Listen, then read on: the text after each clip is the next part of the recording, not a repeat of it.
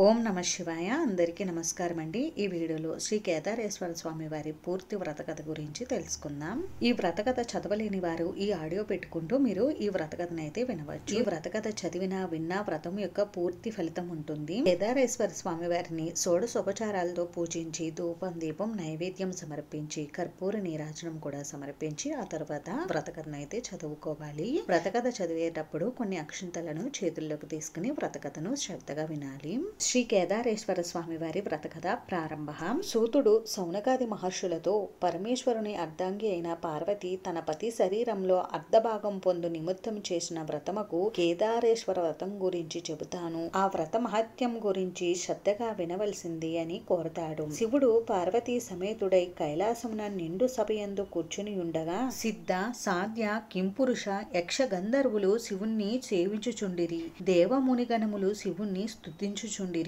ఋషులు మునులు సూర్యచంద్రులు అగ్ని వాయువు వరుణుడు తారలు గ్రహాలు ప్రమదగణాలు కుమారస్వామి వినాయకుడు వీరభద్రుడు నందీశ్వరుడు సభయందు ఉపవిష్టులై ఉన్నారు. నారద తుంబురాతులు శివలీలలను గానం చేస్తున్నారు.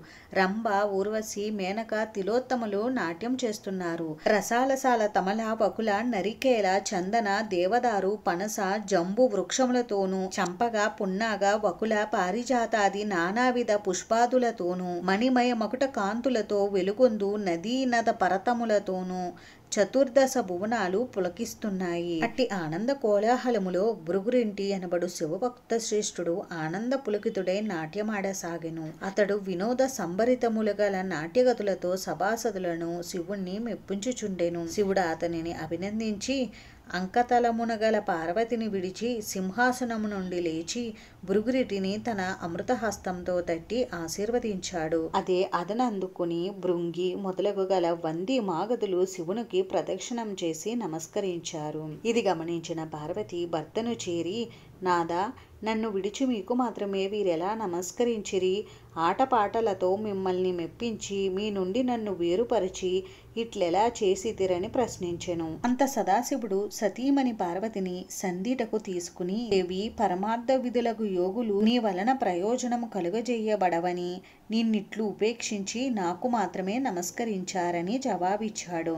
సాక్షాత్తు పరమేశ్వరుని ఇల్లాలినై ఉండి యాదండ ప్రణామములకు నోచుకొనని అయోగ్యురాలునని కోపగించి ఈశ్వరునితో సమానమగు యోగ్యతను ఆర్జించుకొనుటకే తపస్సు అనర్చుటకే నిశ్చయించుకుంది పార్వతీదేవి. కైలాసమును వదిలి సరభ శార్దూల గజములు గల నాగ గరుడ చకవక పక్ష సముదాయముతో నానావిధ ఫల పుష్పతరు లతాదులతో కూడుకుని ఉన్న సస్యశ్యామలమైనట్టి గౌతమాశ్రమానికి వచ్చింది.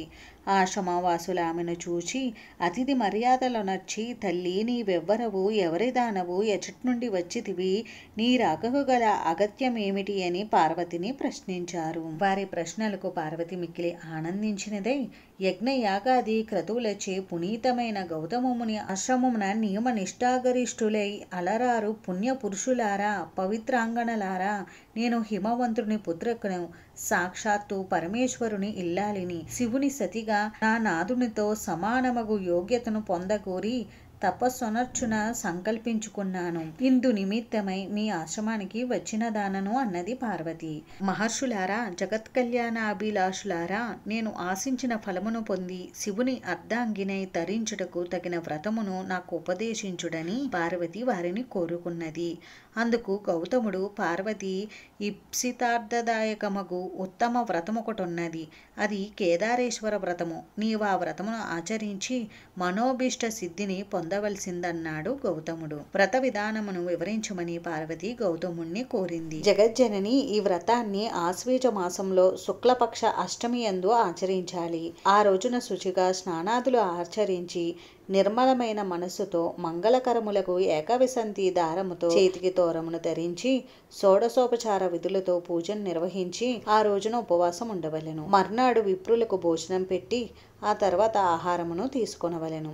ఇలా వ్రతం ఆరంభించిన నాటి నుండి అమావాస్య వరకు పూజాక్రమముతో కేదారేశ్వరుణ్ణి ఆరాధించవలెను. మరియు ధాన్యరాశిని పోసి అందు పూర్ణ కుంభమును ఉంచి 21 పర్యాయములు సూత్రమును చుట్టి పట్టు వస్త్రముతో దానిని కప్పి ఉంచి నవరత్నములు గాని సువర్ణమును గాని ఉంచి గంధ పుష్పాక్షతలతో పూజించాలి.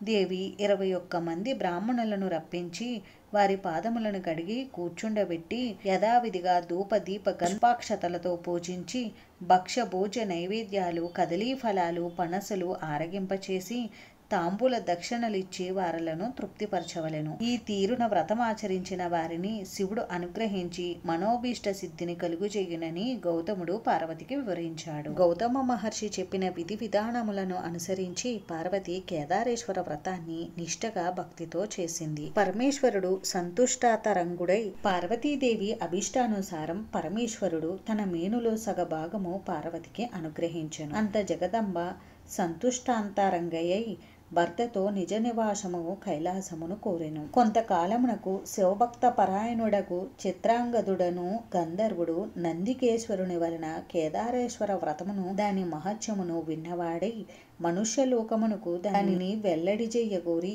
దివి నుండి భూకేతించి ఉజ్జయిని నగరంలో ప్రవేశించి ఆ నగరాన్ని పరిపాలిస్తున్న రాజు వజ్రదంతునకు కేదారేశ్వర వ్రత విధానాన్ని వివరించాడు. వజ్రదంతు ఆ వ్రతమును ఆచరించి శివానుగ్రహంతో సార్వభౌముడయ్యాడు. ఆ తదనంతరం ఉజ్జయిని నగరంలో గల వైశ్యునకు పుణ్యవతి భాగ్యవతి అను 2 కుమార్తెలు గలరు. వారు ఒకనాడు తండ్రిని చేరి జనక మాకు కేదార వ్రతము చెయ్యటకు అనుజ్ఞ నిమ్మని అడిగారు. అందుకు అతడు బిడ్డలారా నేను దరిద్రుడను సామాగ్రులను సమకూర్చుగల పాటివాడను కాను. మీరా ఆలోచనను మానుకోండని పలికెను. అందుక వైశ్యపుత్రికలు నీ ఆజ్ఞయే మాకు ధనము అనుజ్ఞనియ్యవలసిందని కోరుకున్నారు. అప్పుడు వారిరువురు ఒక వటవృక్షము క్రింద కూర్చుని తోరము కట్టుకుని పరమేశ్వరుడు వారి భక్తికి మెచ్చి వారికి వ్రతానికి కావలసినటువంటి పూజా సామాగ్రిని అనుగ్రహించాడు. కల్పోక్తముగా వ్రతం ఆచరించారు. శివుడు సాక్షాత్కరించి వారికి ఐశ్వర్యములు సుందర రూపములను ప్రసాదించి అంతర్హితుడయ్యాడు. ఆ వైశ్యపుత్రికలకు యుక్త వయస్సు వచ్చింది. సౌందర్య సోయగము కలిగిన ఆ వైశ్యపుత్రికలో పెద్ద ఆమె పుణ్యవతిని ఉజ్జయిని నగర మహారాజు, చిన్న ఆమె భాగ్యవతిని చోళభూపాలుడు వివాహం చేసుకున్నారు. వారి తండ్రి యగు వైశ్యుడు ధనధాన్య సమృద్ధితో రాజభోగములతో పుత్రులను పొంది సుఖంగా జీవిస్తున్నాడు. మరికొంతకాలానికి చిన్న కుమార్తె భాగ్యవతి ఐశ్వర్య మదోన్మత్తురాలై కేదార వ్రతాన్ని మర్చిపోయింది. అందువల్ల ఈశ్వరానుగ్రహం కోల్పోయింది. ఆమె భర్త ఆగ్రహానికి గురయ్యింది. ఆమె భర్త ఆమెను కుమారుణ్ణి రాజ్యము నుండి వెడలగొట్టి వేశాడు. ఆమె పడరాని పాటలు పడుతూ ఒక బోయవాణి ఇంట ఆశ్రయం పొందింది. ఒకనాడు ఆమె తన కుమారుణ్ణి చేరపిలిచి, నాయన నీ పెద్ద తల్లి ఉజ్జయినీపుర మహారాణి, ఆమె వద్దకు వెళ్ళి మన దీనస్థితిని వివరించి ఆమెను సహాయం అర్జించి తీసుకురావలసిందని చెప్పి పంపించింది. అతడు ఉజ్జయినికి వెళ్ళి తమ దుస్థితిని వివరించాడు. ఆమె కొంత ధనమిచ్చి కుమారుణ్ణి సాగనంపింది. అతడు తిరిగి వస్తుండగా మార్గమధ్యమందు మహేశ్వరుడు చోరుని రూపంలో వానిని అడ్డగించి అతని వద్ద గల ధనాన్ని కొల్లగొట్టాడు. అతడు జరిగిన దానికి మిక్కిలి విచారించి మరలా పెద్ద తల్లి వద్దకు వెళ్ళి జరిగిన సంగతిని వివరించాడు. ఆమె మరలా కొంత ధనాన్ని ఇచ్చి పంపింది. ఈ పర్యాయము కూడా మార్గమధ్యమందు చోర రూపుడైన శివుడు ఆ సొమ్మును తీసుకుని పోయాడు. మరలా అతడు పెద్ద తల్లి వద్దకు బయలుదేరగా అంతర్వాహిని నుండి ఈశ్వరుడు, ఓయి నీవు ఎన్నిసార్లు నీ పెద్ద తల్లిని అడిగి సొమ్ము తెచ్చుకున్నా నీ తల్లి కేదార వ్రతమును మానివేసిన కారణంగా ఆ సొమ్ము మీకు దక్కదని హెచ్చరించాడు. ఆ మాటలు విన్న అతడు తిన్నగా పెద్ద తల్లి వద్దకు వెళ్ళి తాను విన్న మాటలను తెలియజెప్పాడు. అప్పుడు ఆమె బాగా ఆలోచించి అతని చేత కేదార వ్రతం చేయించి డబ్బిచ్చి పంపించింది. తల్లితో కేదార వ్రతము చేయవలసిందని చెప్పమన్నది. అతడు ఆ ప్రకారం తల్లి వద్దకు వెళ్ళి పెద్ద తల్లి ఇచ్చిన సొమ్మును ఇచ్చి వ్రతం చెయ్యవలసిందని పెద్దమ్మ చెప్పిన మాటలను చెప్పాడు. గుర్తు కలిగిన భాగ్యవతి భక్తితో కేదార వ్రతం చేసింది. ఆమె భర్త మంది మార్బలములతో వచ్చి ఆమెను కుమారుణ్ణి రాజధానికి తీసుకువెళ్ళాడు. భాగ్యవతి ప్రతి సంవత్సరం కేదార వ్రతం చేస్తూ శివానుగ్రహం పొంది సుఖశాంతులతో సౌభాగ్య సంపదలతో జీవిస్తున్నది. ఎవరు ఈ కేదారేశ్వర వ్రతమును నియమనిష్ట నిష్టలతో కల్పోక్తముగా చేయుదురో అట్టివారు ఎట్టి కష్టములు లేనివారై సుఖముగా జీవించి అంత్యమున శివ సాయుధ్యము పొందుదురు. ఇప్పుడు చేతుల్లో ఉన్న అక్షింతలను కళ్ళకు అద్దుకుని స్వామివారి పాదాల దగ్గర కొన్ని అక్షింతలు ఉంచి కొన్ని అక్షింతలను శిరస్సున ధరించాలి. ఆ తర్వాత స్వామివారికి కర్పూర నీరాజనం సమర్పించాలి. అంతేనండి, విన్నారు కదా కేదారేశ్వర వ్రతకథ గురించి. ఈ వీడియో మీకు నచ్చితే ప్లీజ్ లైక్ చేసి, షేర్ చేసి, సబ్స్క్రైబ్ చేసుకోండి. Thanks for watching.